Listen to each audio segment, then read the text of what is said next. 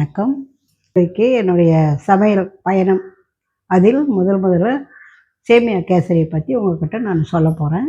இப்போது சேமியா கேசரிக்கு தேவையான பொருட்கள் 200 கிராம் சேமியா, திராட்சை, ஏலக்காய் ஒரு 3 பொடி பண்ணது, கொஞ்சமாக சால்ட்டு, முந்திரி.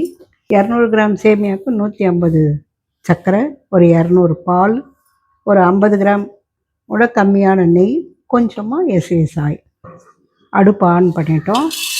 இது வறுத்த சேமியா தான் கடையில் நம்ம வாங்கியிருக்கிறோம். இருந்தாலும் கொஞ்சம் லைட்டாக சூடு பண்ணிக்கணும்னா அதனுடைய டேஸ்ட் இன்னும் கொஞ்சம் நல்லாயிருக்கும். ரொம்ப பண்ணணும்னு இல்லை, லைட்டாக பண்ணால் போதும். சேமியா வறுத்து அந்த பவுல்லே போட்டுக்கணும். நெய் கொஞ்சம் போட்டுக்கணும். முந்திரி திராட்சையை இதில் வறுத்துக்கணும். கொஞ்சம் சிம்மில் வச்சு வறுத்தோம்னா சீக்கிரம் செவந்து போகாமல் நல்லா வரும். சட்டுன்னு கருகி போகிறதுக்கு வாய்ப்பு இருக்குது. இதையும் சேமியா வேகிறதுக்கு தண்ணி, முதல்ல பால் ஊற்றிக்கணும். 200 கிராம் சேமியாவுக்கு 400 கிராம் தண்ணி ஊற்றணும். கொஞ்சம் நல்லா வெந்துச்சுன்னா தான் டேஸ்ட் இருக்கும், இல்லைன்னா கம்பி கம்பியாக வரும். அதனால் தண்ணி ஊற்றிட்டேன். சும்மா எந்த இனிப்பு செஞ்சாலும் இது இல்லை, எது செஞ்சாலும் சும்மா அதை துளியோண்டு சால்ட்டு போட்டுக்கணும். அப்போது சுவை கூடும். கொஞ்சமாக, நிறைய போடக்கூடாது, லைட்டாக கலர். தண்ணி நல்லா கொதிக்குது. தண்ணி கொதித்த பிறகு தான் நம்ம சேமியாவை போடணும். அப்படி தண்ணி கொதிக்கிறதுக்கு முன்னால் ஏன் போடக்கூடாதுன்றன்னா அது ஒரு மாதிரி குழ குழன்னு பிசு பிசுன்னு ஆகிடும் தண்ணி கொதிக்காத போது.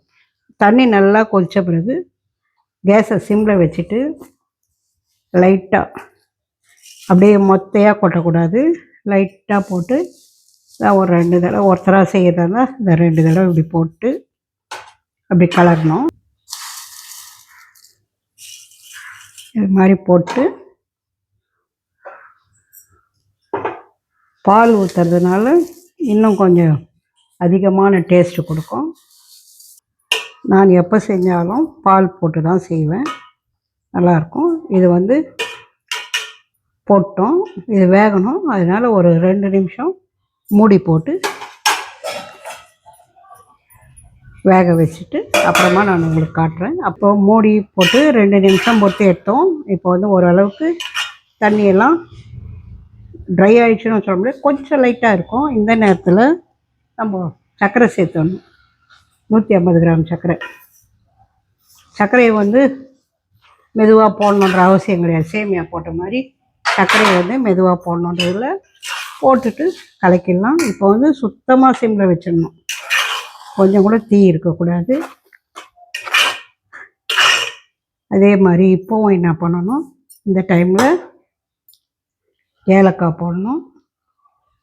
ஏலக்காய் ரொம்ப பிடிக்கிறவங்க கொஞ்சம் நிறைய போட்டுக்கலாம். சிலருக்கு ஏலக்காய் வாசனையே பிடிக்காதுன்னு சில பேர் இருக்கிறாங்க, அவங்க கொஞ்சமாக போட்டுக்கணும். மறுபடியும் ஒரு நிமிஷம், ஏன்னா அந்த சர்க்கரைலாம் கரைஞ்சி அது சேமியாவோட மிக்ஸ் ஆகணும். அது அப்போவும் 1 நிமிஷம் சிம்லேயே மூடி வச்சிடணும். இப்போ ஓரளவுக்கு எல்லாம் செட் ஆகிடுச்சு. இது மாதிரி இருந்தால் தான் நம்ம ஆறின பிறகு சாப்பிட்டாலும் இதுவாக இருக்கும், இல்லைன்னா ஒரு மாதிரி ட்ரையான மாதிரி இருக்கும். அதனால் கொஞ்சம் தண்ணியாக இருக்கும் போதே முந்திரி, ஏலக்காய் ஏற்கனவே போட்டேன். நெய் முடிஞ்ச அளவுக்கு கம்மியாக தான் போடுவேன், உடம்புக்கு ஆகாது அப்படின்றதுனால போதும்.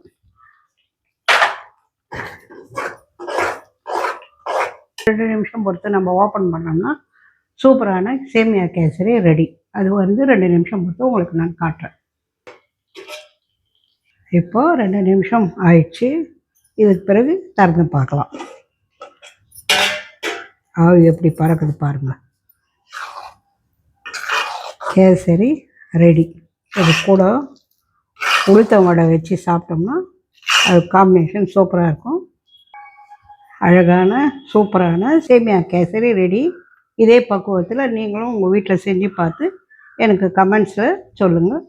நன்றி, வணக்கம்.